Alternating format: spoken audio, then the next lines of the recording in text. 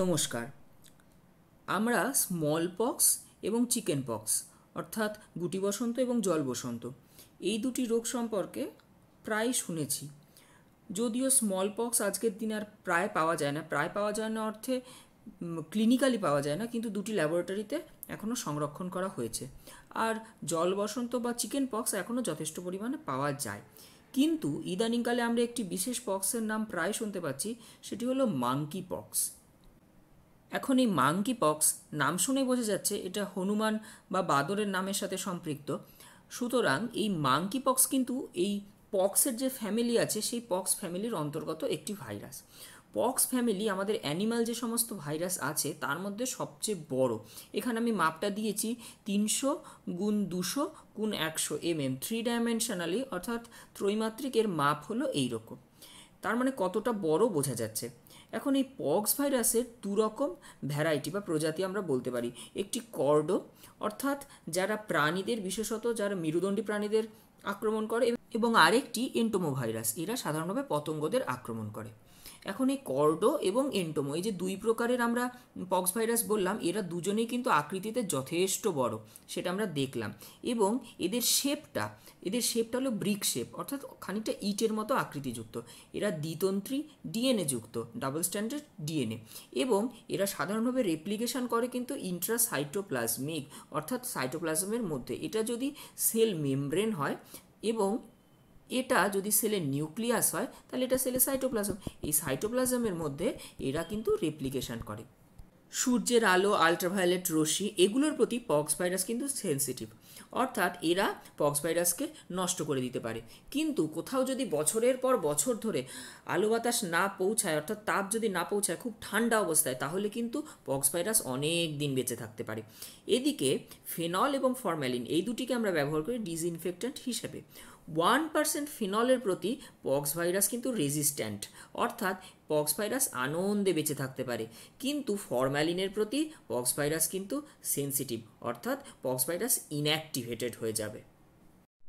আমরা যে কর্ডোপক্স ভাইরাসের কথা বললাম তার 4টি ভাগের মধ্যে একরকম টাইপ হলো অর্থোপক্স ভাইরাস। এই অর্থোপক্স ভাইরাসের মধ্যে যেমন রয়েছে ভ্যারিওলা, তেমনি রয়েছে monkey pox virus.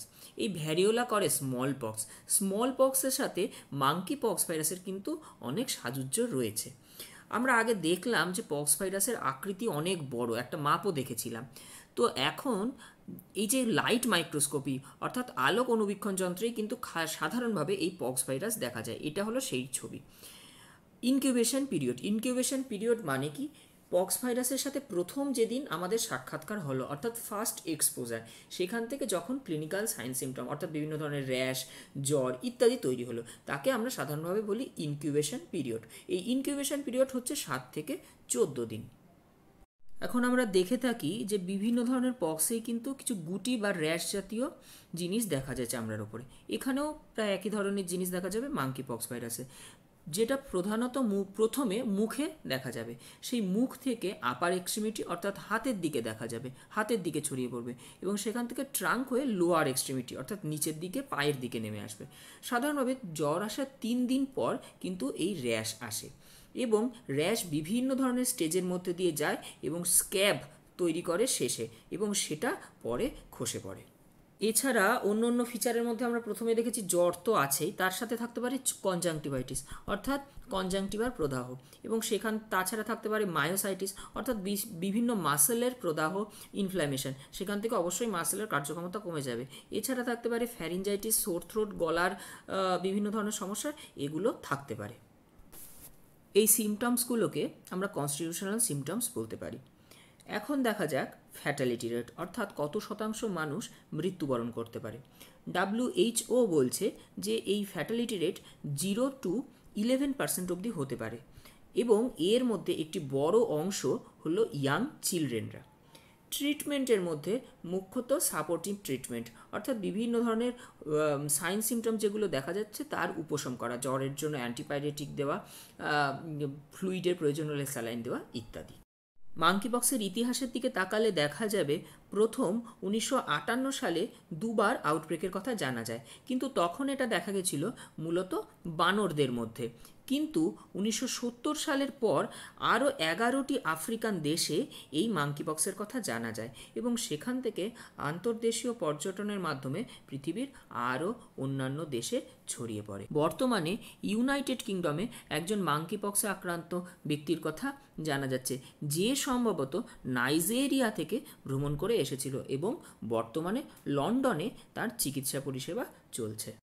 COVID-19 virus, যার জন্য কিছুদিন আগে আমরা প্যান্ডেমিকের সম্মুখীন হয়েছিলাম, তার সাথে মাঙ্কিপক্স ভাইরাসের কী ধরনের মিল রয়েছে? প্রথমত, ট্রান্সমিশনের ক্ষেত্রে কিন্তু মিল রয়েছে, কারণ ম্যান টু ম্যান, অর্থাৎ একটা মানুষ থেকে আরেকটা মানুষের কাছে কিন্তু ডিরেক্ট কন্ট্যাক্টের মাধ্যমে, ডিরেক্ট হাঁচি কাশির মাধ্যমে, স্পর্শজনিত কারণে ছড়াতে পারে। এছাড়া কিছু তথ্য বলছে এরা সেক্সুয়ালিও ট্রান্সমিট হতে পারে। ক্লাসিক্যাল যে স্মল পক্স ভাইরাস রয়েছে তার সাথে মাঙ্কিপক্স ভাইরাসের কী ধরনের মিল বা অমিল রয়েছে সেটা একটু যদি দেখা যায়, মাঙ্কিপক্স ভাইরাসের লিম্ফ্যাডিনোপ্যাথি, অর্থাৎ বিভিন্ন লিম্ফ গ্ল্যান্ডগুলো গলার বা বগলের, এগুলো ফুলে যাওয়ার একটা সম্ভাবনা রয়েছে।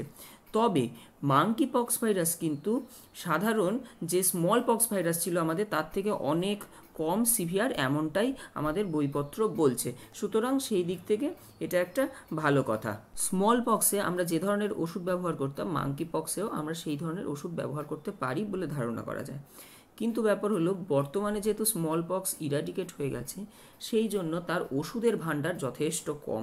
সেই দিক দিয়ে তুলনা করলে এখনই যদি পক্স ভাইরাসের একটা আউটব্রেক হয়, তাহলে কন্ট্রোল করা আমাদের একটু সমস্যা হতে পারে। এছাড়া বর্তমানে মাঙ্কি পক্স ভাইরাসের জন্য কোনো ভ্যাকসিন আমাদের হাতে নেই, এটাও একটা নেগেটিভ পয়েন্ট বলা যেতে পারে। পৃথিবীতে এখন মাঙ্কি পক্স ভাইরাসের জন্য কী ধরনের সমস্যা দেখা যেতে পারে? এন্ডেমিক জায়গাগুলোতে কিন্তু আগে থেকেই এই পক্স ভাইরাস পাওয়া যেত। যেমন 1996-97 সালে কঙ্গোতে এর একটি আউটব্রেক জানা যায়। 2017 সালে নাইজেরিয়াতে এর একটি আউটব্রেক জানা যায়। 2003 সালে, এগুলো আবার নন এন্ডেমিক, এই আফ্রিকান কান্ট্রিগুলো হলো এন্ডেমিক, এবং নন এন্ডেমিকের মধ্যে 2003 সালে ইউএসএতে 70টি কেস জানা যায়।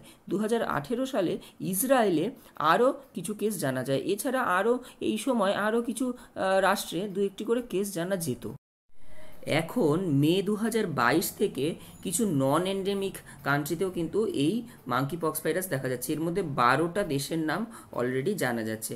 এর মধ্যে সবচেয়ে ভয়ঙ্কর যে ব্যাপারটা, সেটা হলো এদের মধ্যে সমস্ত দেশে কিন্তু ট্রাভেল হিস্ট্রি, অর্থাৎ কোনো এন্ডেমিক এরিয়া থেকে, আফ্রিকান কান্ট্রি থেকে ট্রাভেল হিস্ট্রি হয়েছে এরকম কিন্তু জানা যাচ্ছে না। তাহলে মাঙ্কিপক্স ভাইরাস সম্পর্কে আমরা একটা সাধারণ ধারণা পেলাম। আমরা আরেকবার দেখে নিই। প্রথমে এর সাইজ আর শেপের কথা যদি বলি, সাইজ যথেষ্টই বড়, শেপ ইটের মতো ব্রিক শেপ, আর তার সাথে কোন কেমিক্যাল দিয়ে একে ধ্বংস বা রোধ করা যেতে পারে সেটাও আমরা দেখেছিলাম। মাইক্রোস্কোপিক্যালি দেখতে কেমন লাগে সেটা দেখেছিলাম। সাইন সিমটমের মধ্যে জ্বর, র্যাশ, এগুলো দেখেছিলাম। র্যাশ মুখ থেকে হাত এবং পায়ের দিকে ছড়িয়ে যাবে, যেটা শেষে স্ক্যাব হয়ে যাবে। এর সাথে খিদে না হওয়া, শরীর দুর্বল লাগা, গায়ে হাত পায়ে ব্যথা, কনজাংটিভাইটিস, সোর থ্রোট মানে গলায় ক্ষত, এগুলো দেখা যেতে পারে। এর সাথে আমরা এপিডেমিওলজিতে দেখেছিলাম আফ্রিকান কান্ট্রি থেকে কী করে পৃথিবীর অন্য অন্য দেশে ছড়িয়ে পড়ছে। এরপর আমরা আরেকটু দেখলাম যে কোভিড-19 ভাইরাস, যেটা এর আগেই প্যান্ডেমিক হয়েছে, তার সাথে এই মাঙ্কিপক্স ভাইরাসের কী ধরনের মিল বা অমিল রয়েছে, এগুলো আমরা দেখলাম। ধন্যবাদ।